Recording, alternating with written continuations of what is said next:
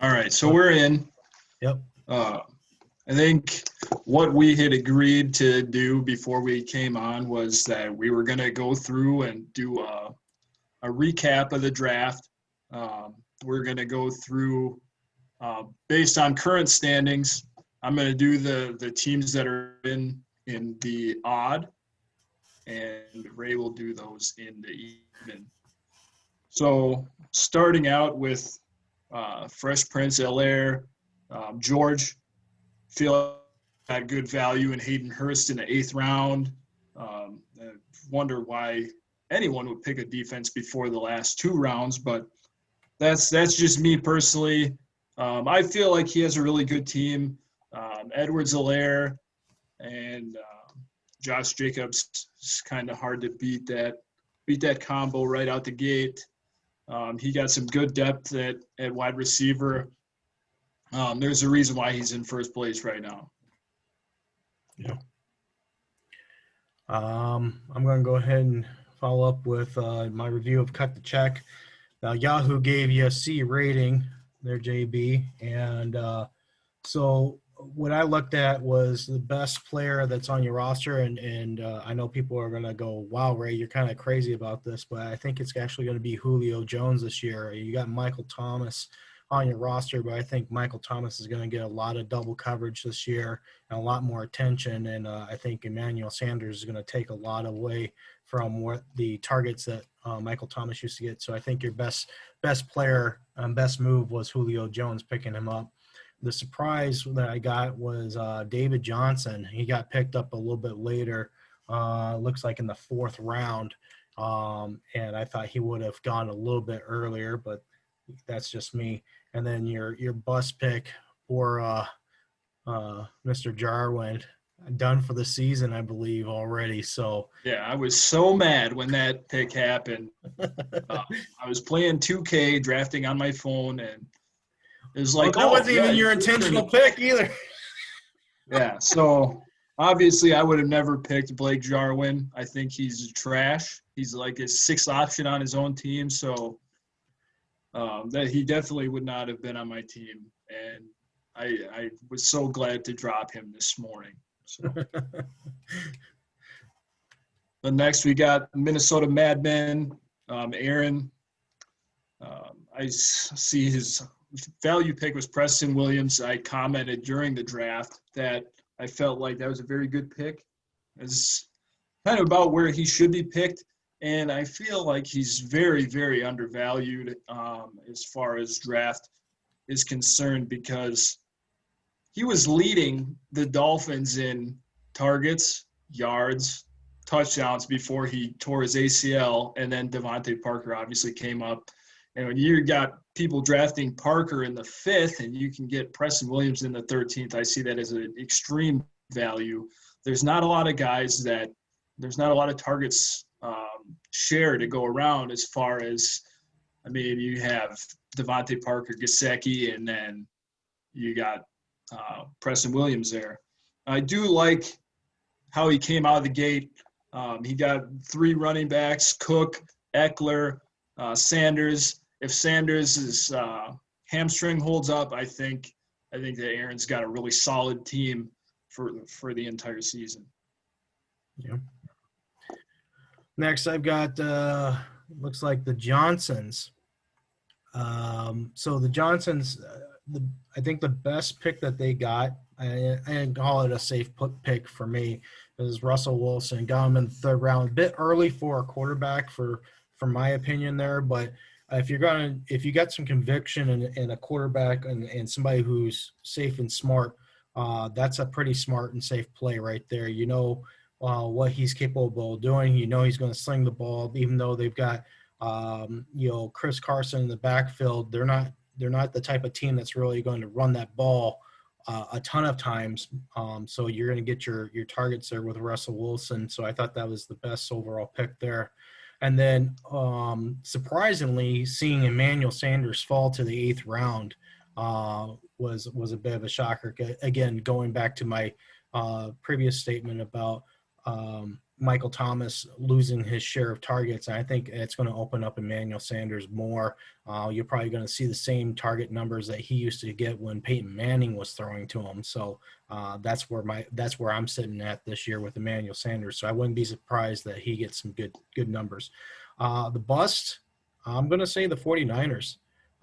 You got to play the Cardinals twice, and you got Hopkins and Kyler Murray there. You got Seattle in the mix there.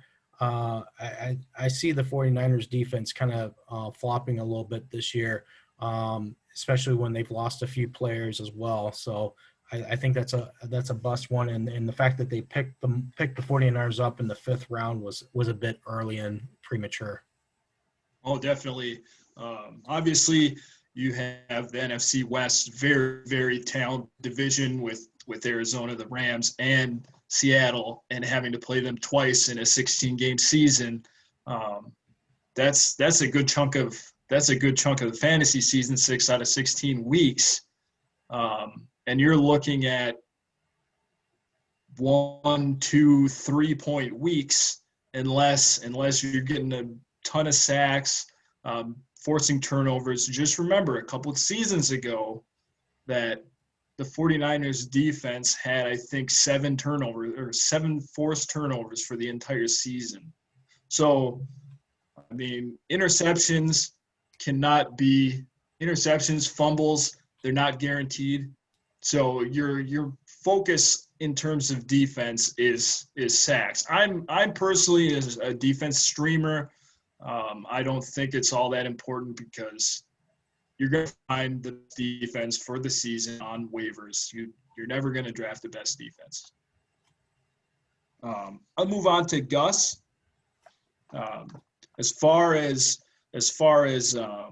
value pick, I'd say Dallas got 13th round.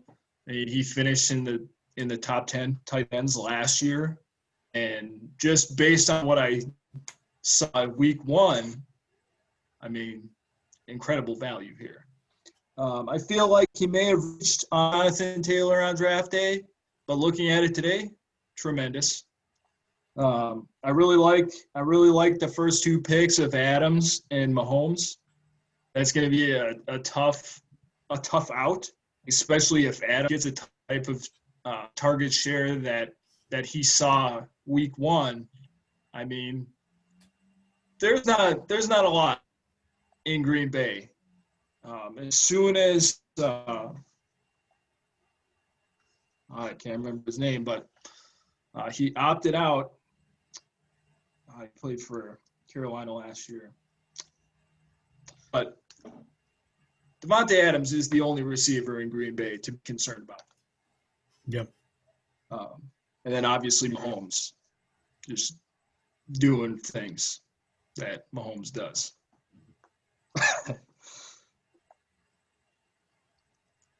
Did you have a bus player for them? No, I just, like I said, I felt like Jonathan Taylor was a bit of a reach, but I mean his team up and down looks solid. Yeah. Okay. Moving on, we got Minion.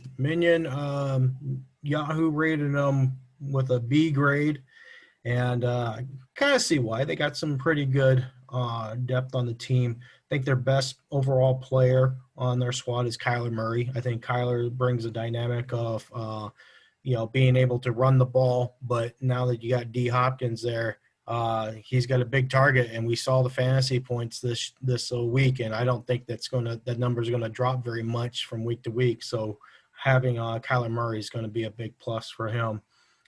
Surprise, I thought the biggest surprise was Amari Cooper taken in the 4th round. I don't know if he's really all that, considering that Diggs was taken in the 6th. So I'm kind of looking at the comparison there and looking at what Dallas has on in terms of offense. I don't think Amari Cooper is going to get as many targets as he does. I know he has like these boom bust games. It seems like, 1 week he's up and the next week he's down and the next week he's up, and you can't figure him out. So I think Minion's going to struggle with having Amari on there week to week. Definitely pay attention to who your matchups are. Your bust player, Evan Ingram. Man, he really busted out Monday night. I mean, penalties, dropping balls. I mean, just did not look very productive. And I would hope that he has a 180 turnaround from what he did on Monday night. Otherwise, it's going to be a long season with that guy. I can agree with that. Like I said, consistency for Dallas is probably going to come Michael Gallup, maybe CeeDee Lamb. I mean, you're going to see those boom bust games, like you said, with Amari Cooper. I do agree with that bust pick as well. Evan Ingram reminds me of very young Eric Ebron. Very, very good red zone target. Doesn't catch a lot of passes. You're relying on touchdowns. And if he doesn't get them, he's busting. So yep. You're going to have more bust weeks than you are going to have boom weeks in that respect. So we move on to no punt zone. That's your team, Ray. You had the 4th pick.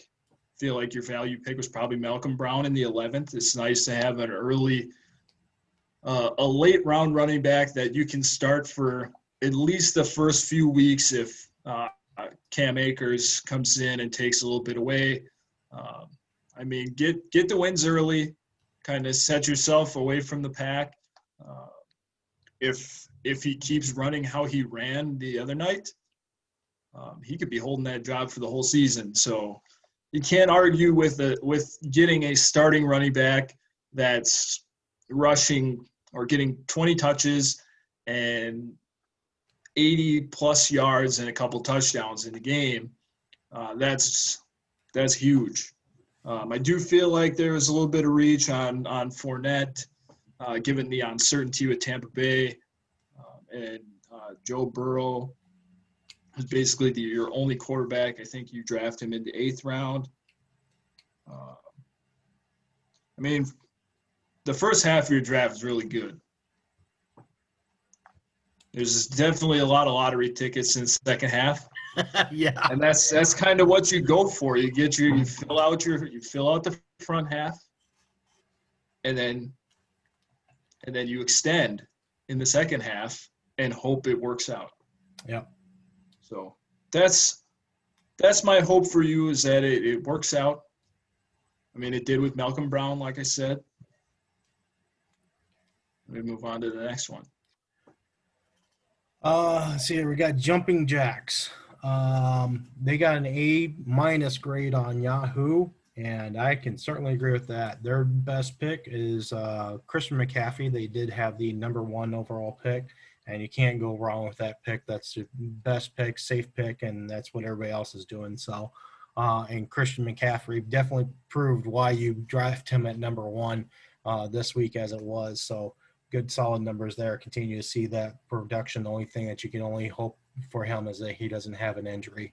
Otherwise, that's going to be a big hit to your season there.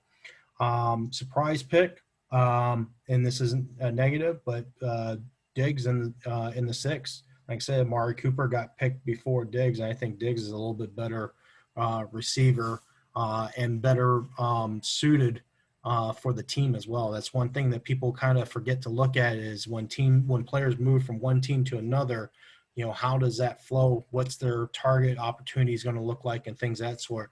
And with Buffalo, you turn and you look at, they had Brown there, and he was getting, the deep shots and what have you, but there was nobody really to offset him. Now that you've got Diggs there, I mean, whoever's facing the Bills, they got to worry now that they got 2 big targets that can take them deep and do some big threats. And I think Diggs is the stronger one of the 2 in terms of catch reliability.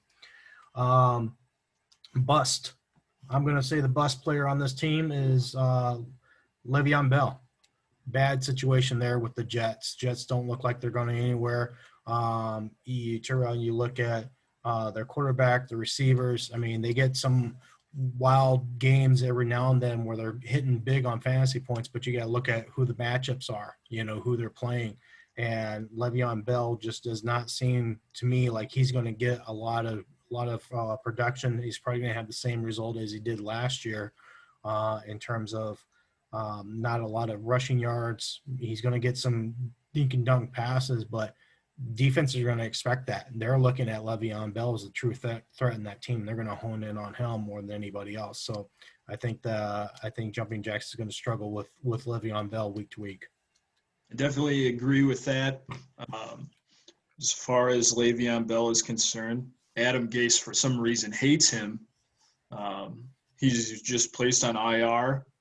I believe I was looking at waivers today. He was actually dropped by Jumping Jacks. So, I mean, there's definitely some depth concerns for that team at running back now without Le'Veon Bell on the roster. I think there's only 3 or 4 running backs remaining on our team, 2 of which are actually starting. So there's definitely some depth concerns. I personally would have held on to Bell with the deeper bench, but run your team how you want to run your team. Yep. But just know that you're probably not going to be able to pick them back up.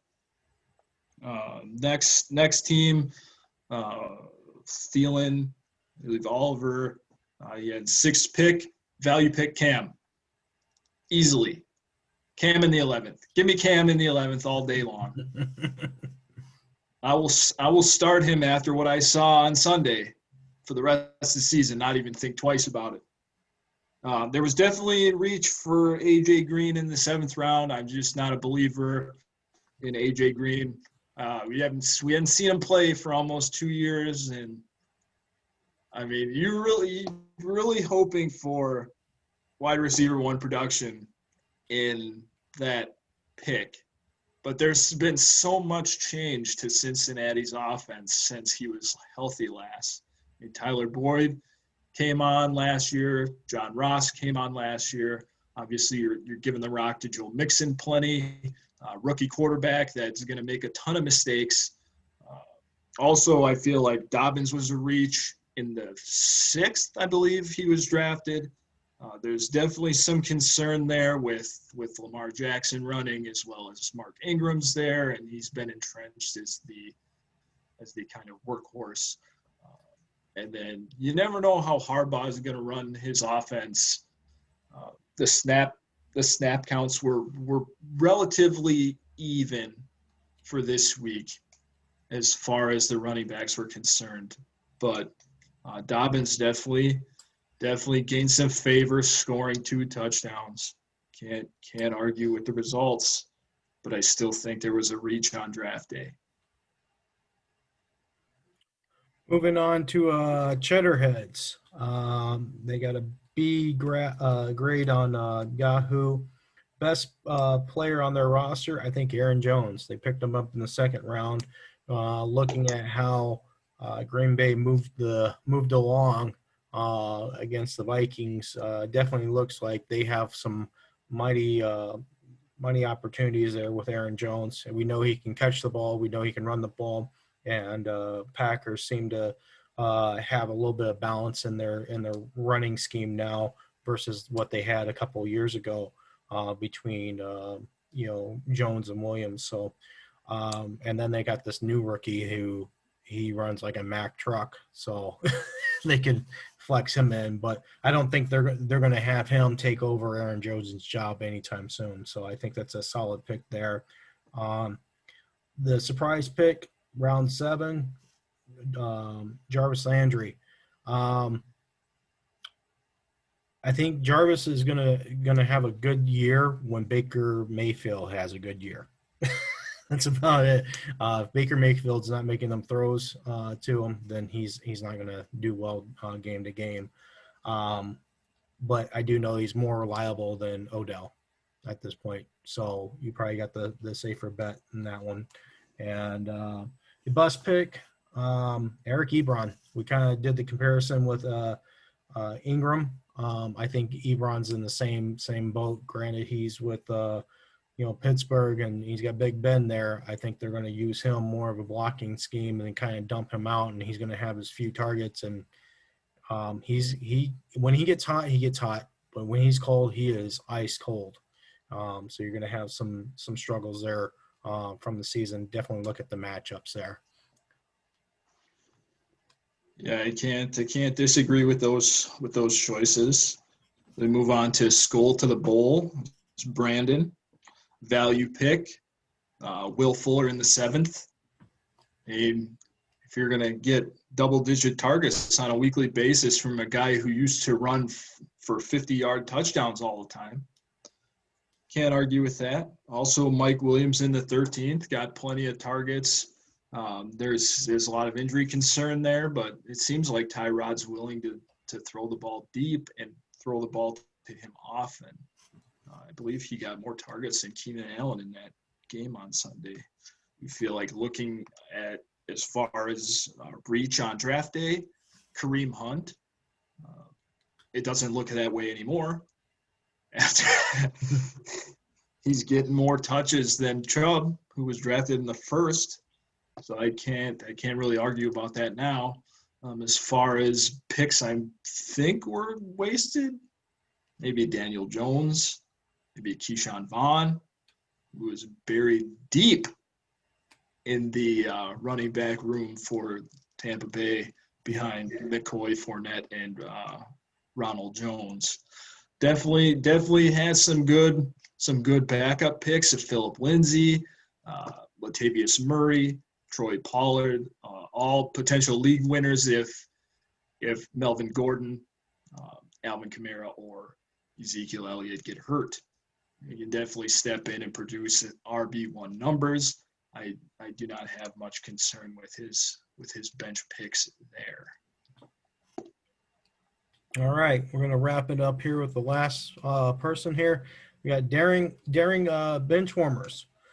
Best pick for them, I'm going to say Dak Prescott. Got him in the 2nd round. A bit early for a QB, but again, if you got conviction into who you have on your team and you trust that they're going to do something special for your team, I don't blame you for picking them. And I do think that he's a good quality QB, fairly consistent. You'd probably count on 80 to 90% of the games getting some good points. Every now and then Dak does throw some picks, or he does go up against a defense that does shut him down, and you just have to mind the matchups. Surprise pick, I'm going to go with Adrian Peterson, 13th round. And AP, did he go off in fantasy this week, showing that everybody that, hey, it don't matter your age, I can still run the ball, I'll still run it down your throat. But I'd be a little bit mindful that AP is getting up there in age. Statistically, he has breakout games week 1 and the week after his bye week. So if you're paying attention to that, then that's when I would play him the most. Swift didn't look too bad, so I wouldn't be surprised if Swift starts taking up more carries. Just needs to catch the ball in the end zone when it's thrown to him. And then the bust. I haven't been a fan of this guy, and I'm still not a fan of the guy. One-handed catches don't make always for a touchdown. OBJ, drafted in the 3rd round. I think he's going to have another bust year, and I think the drama is going to even come out even more. I'm hearing that there's trade rumors already and things of that sort. So yeah, I don't know if I'd keep him on the roster or use him as trade bait. Yeah, I don't know how many people are on the OBJ train still, because it's been shown that Baker Mayfield can't support more than one receiving threat during a season. As far as AP is concerned, you hit the nail on the head. Very, very touchdown dependent at this point of his career. Sure, he's going to rip off some long runs, but obviously you want as much production as possible. And I don't know if AP is going to deliver that on a week-to-week basis. Yeah. So let's take a few minutes here. We'll go over some recaps here. Do you want to take this one on? My team versus Fresh Prince. Yeah. So like I said during the draft or during my draft assessment of Georgia's team. I mean, Hilaire, Jacobs, Ridley pretty much did the work for him. Definitely did the heavy lifting. Minnesota defense did not do it. That's why I said you don't draft defense in 12th round. Wait until the end or pick one up off of waivers. I mean, he put up the league high. Ray, your team was definitely in there. Hopkins solid, Kamara solid. This is what you want out of your first two picks. I mean, Joe Burrow for his first game, scoring that touchdown right out of the gate, 23-yard rushing touchdown. Definitely had some rookie jitters, but he just missed his projection. Obviously, Malcolm Brown being on the bench a little bit. Yeah, that killed me there. It definitely hurts when you have Kendrick Bourne in your flex and you see that 26 there at the bottom. Yep. But at the same time, George has Sammy Watkins sitting there and Jamison Crowder also sitting there who both went off. Oh, yeah. Just Hayden Hurst definitely didn't do any favors for George in this matchup. But he got the production you would expect out of his top end guys. Yeah. Let's go back to some of the other matchups here. Go with cut the check, scolded bull. I'll go ahead and take this one here. I think overall you played the best that you could possibly play. Kept it pretty sound. The only mistake here is Raheem Mostert. He went off. And who'd you have instead? Gallup, yeah. Yeah, it's a tough one, to try to forecast, who's going to do better, especially when you're, again, kind of going the mindset that I probably have where Amari Cooper is going to probably get the double coverage and all the attention of Jalen Ramsey, and you got Michael Gallup sitting there in the open, and, you get 8 points. So I also had concerns about the game potentially getting canceled or postponed with the wildfires in California. Yeah. I mean, I played Mostert in another league, but I was very thin at running back there. So just wanted to kind of see how he rolled out and didn't necessarily – I mean, I still got the win, but it definitely could have been better. Yeah. This one's a killer here. Will Fuller on the bench, 22 points in lieu of Mr. Moore. Well, I mean, DJ Moore and Allen Robinson are starting no matter what. John Brown definitely did his thing. So I can't argue with the results here, given that we don't know what Will Fuller is going to do. Is he going to get hurt right away? What's his target share going to look like? Now that Brandon knows this, he's probably going to have him in there. Yeah, I had Will Fuller last year, and I will tell you there's some up and down weeks, but you know what? I benefited more by keeping him on the roster than benching him. So that's my personal experience with him from last year, and that was with Hopkins being on the opposite side, and I don't see Watson having very many options here besides Fuller being the most reliable one. Let's go ahead and go to the next one here.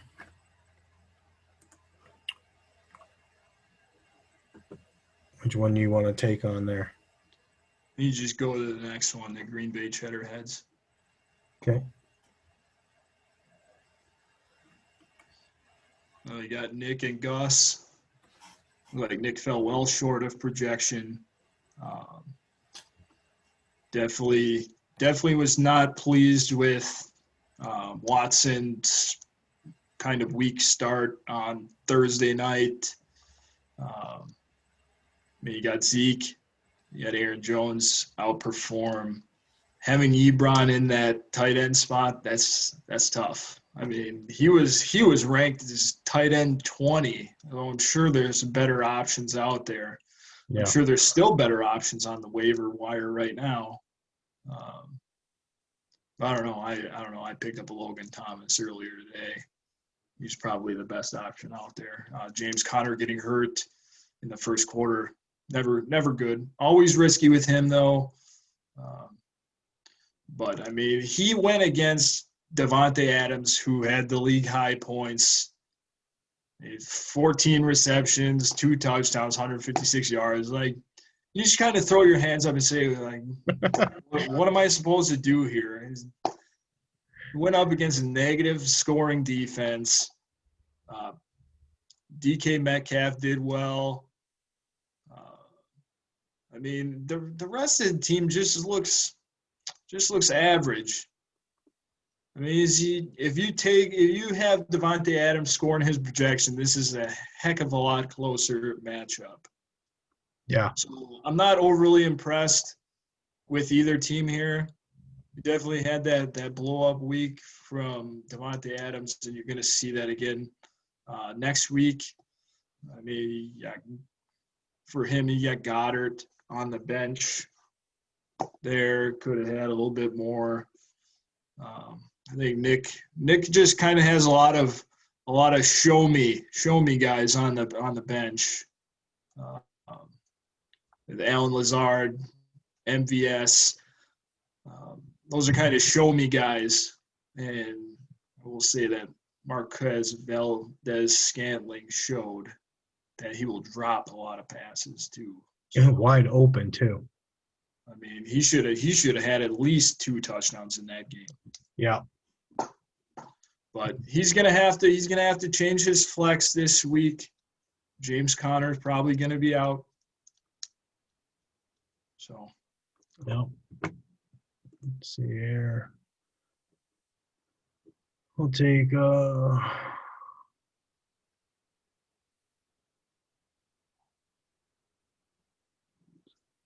it's right here. Darian bench warmers. So we got press the one. Went the wrong way here. 1 second.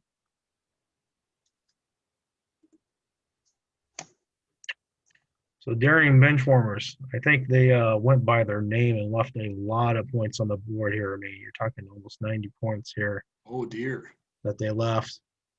Robbie Anderson, man, he'll get you. I've been on the back end of that. You don't have anything going on, and all of a sudden he goes off. So I don't know if this is a reflection of new system, new opportunities, because, I mean, you got away from the Jets there.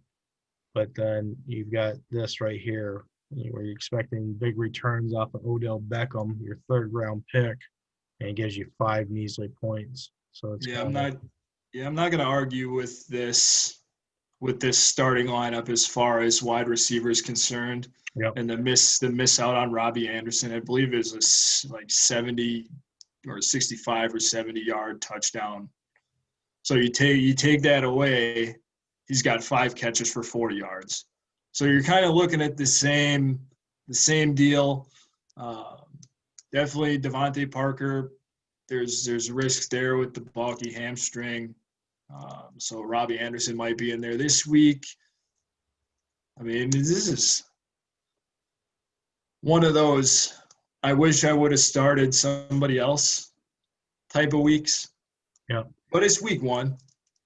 I think no training camp. You can't see how these new guys are going to integrate into the system. Yeah, I would certainly take a look at, for me, if I was looking at this one and I was managing this team between the options of Cam Akers and Peterson, I think I might have drew the Peterson draw.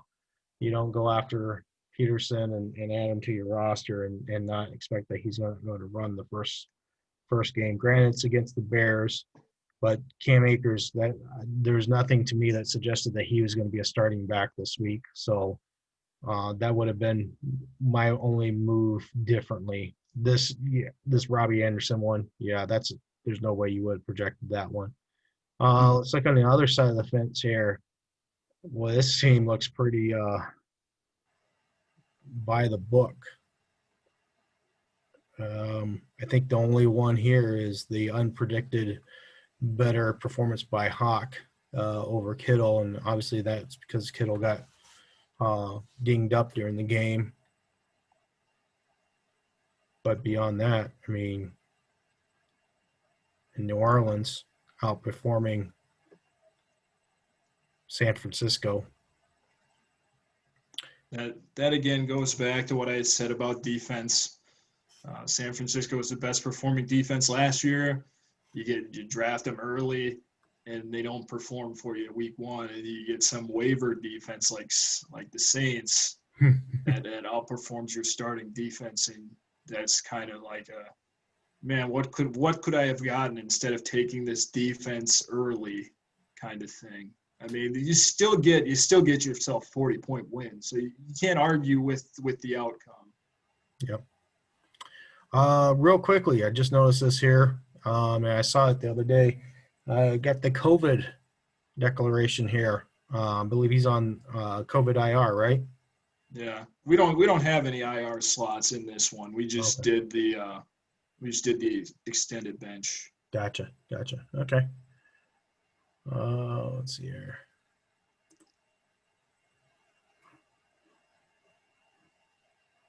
Going to go to Minnesota Madmen.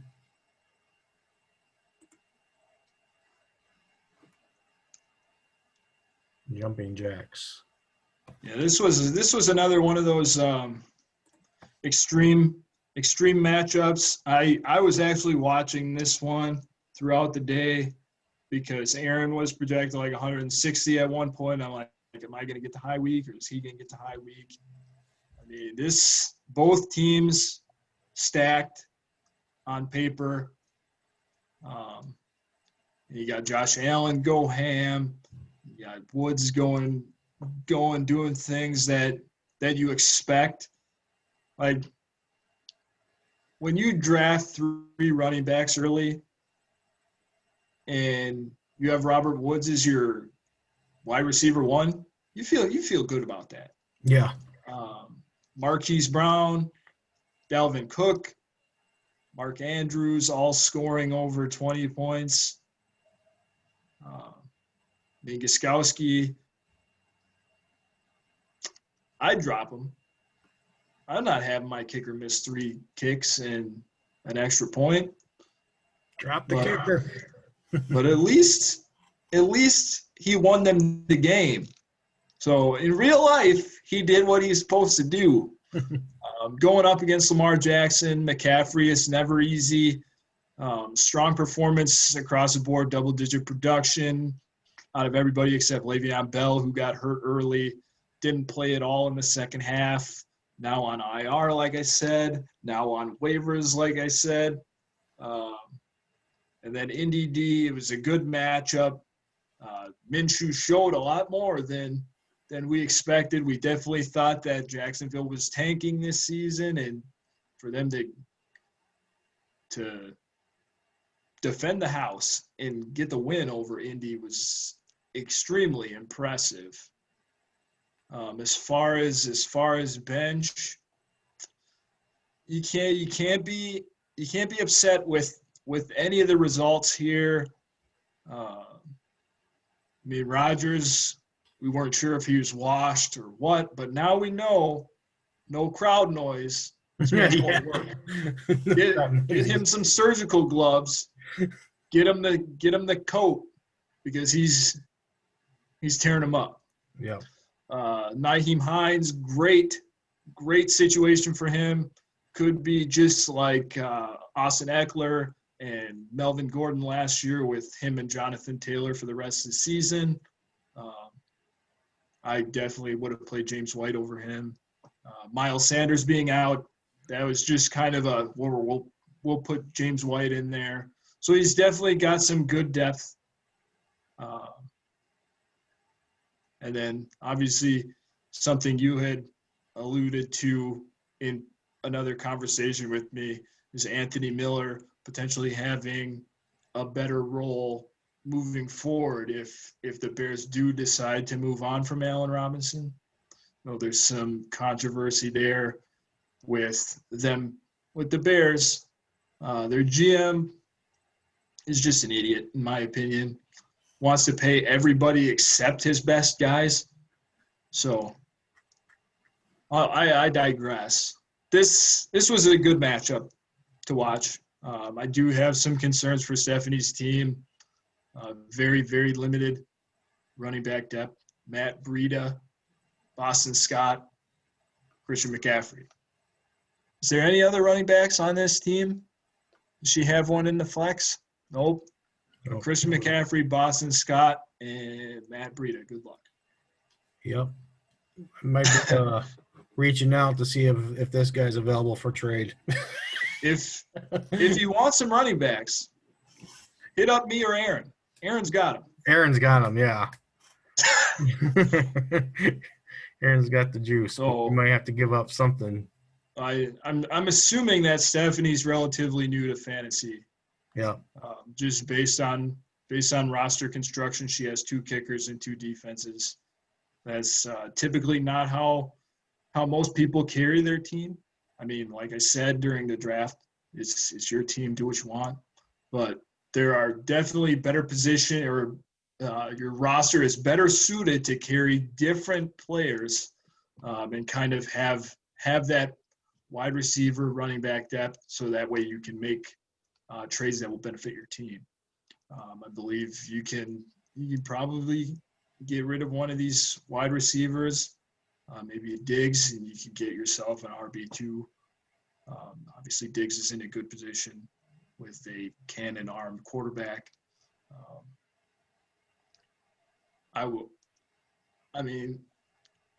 not going to give away too much, but I would definitely look at trying to get another running back for your team, because you don't want to start Boston Scott or Matt Breida on a week-to-week basis.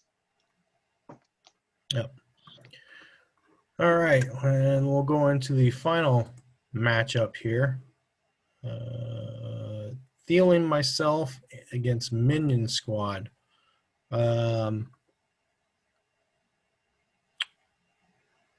So Thielen myself fell under projected. Minion Squad did the same, but was a little bit closer here.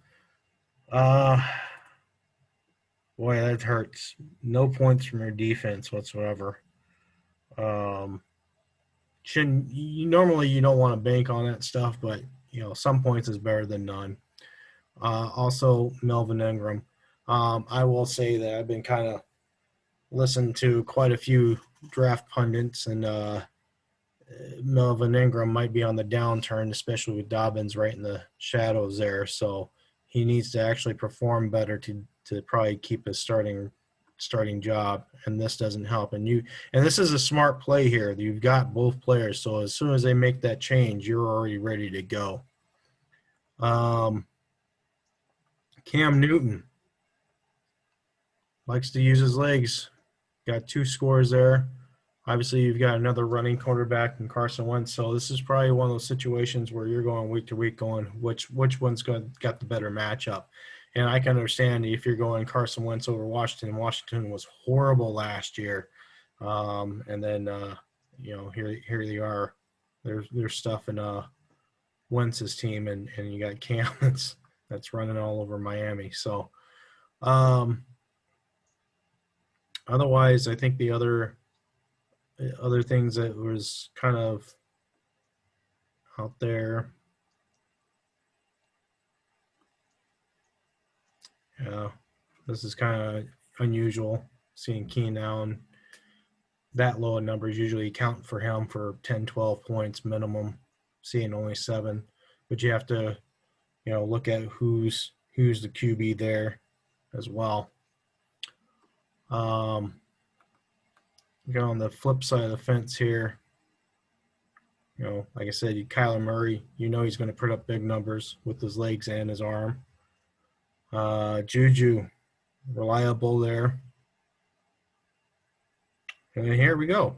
Amari Cooper had a decent night, better than projected. So just watch for those ebbs and flows. Ingram is called out before, bust player. Let's see if you got any other options at tight end. Yeah, that's going to be tough moving forward if those are your options here. I mean, Higbee's decent, but to have Ingram in as your flex, I would have went somewhere else. Yeah, I agree with that. I'm never putting a tight end in my flex unless I got Kittle and Kelsey or something like that. Or everybody else Um, is on a bye. I mean, we talked about Evan Ingram, and I doubt he's even going to get played again unless Higbee's on bye. But your depth, as far as tight end, kind of weak. Um, the difference here is either the defense. You have 11-point spread in the game. The defense's spread is 11, or just starting Cam over Wentz. I'll Yeah, tell you, like I said, that would have made a huge difference. Just one play, one decision. yeah. So like I said, Cam in the 11th, set it and forget it. Don't play Wentz over Cam anymore. That was great. That was a great pick. Wentz was under duress. Their offensive line is horrendous. He got sacked 8 times. So if the offensive line is going to be that bad and not protect him for the duration of the season, just put Cam in there. Yep. Rushing score is 6, passing touchdowns 4. I'll take that 6 all day. Yep, exactly. In the fact that he had the most rushing attempts on the team.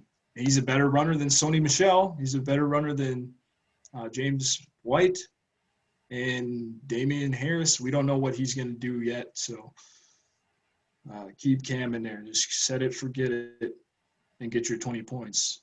He's healthy. Yep. All right. I look at real quickly next week's matchup just to see if there's anything here. Let's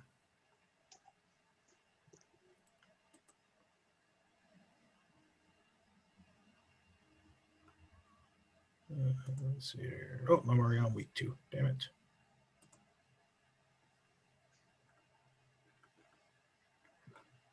How do we go back to? I think it's just overview here. Yeah, so we got our week 2 matchups here.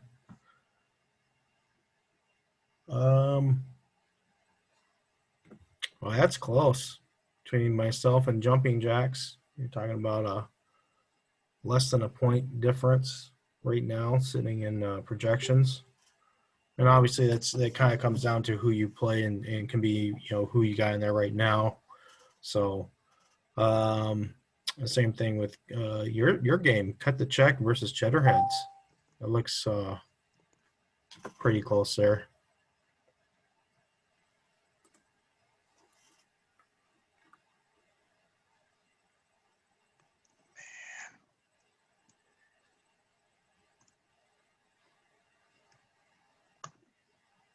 So you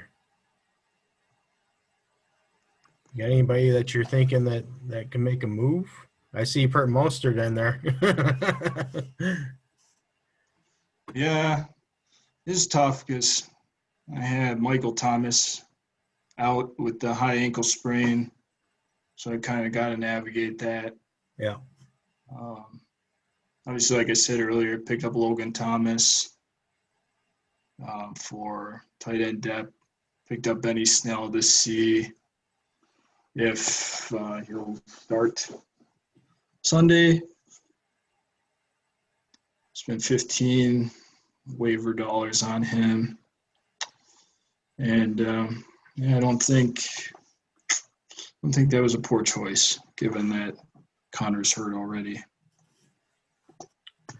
Yeah. I'm kind of looking at Cheddarheads here, and here's a good quandary question that I would ask myself. You had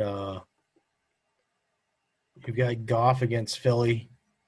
they didn't look all that well against Washington, and you got Watson playing against Baltimore, and we know that Baltimore defense can get stingy at times too.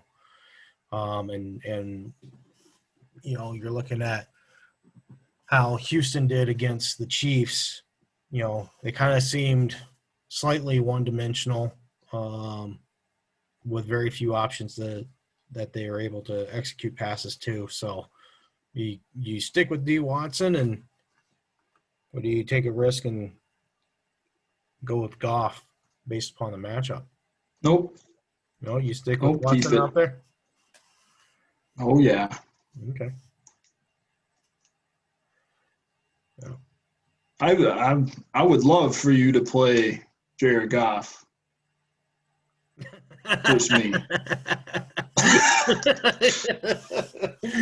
Now watch Jared Goff goes off for some reason. But that's something to Philly's got a secondary now. yeah.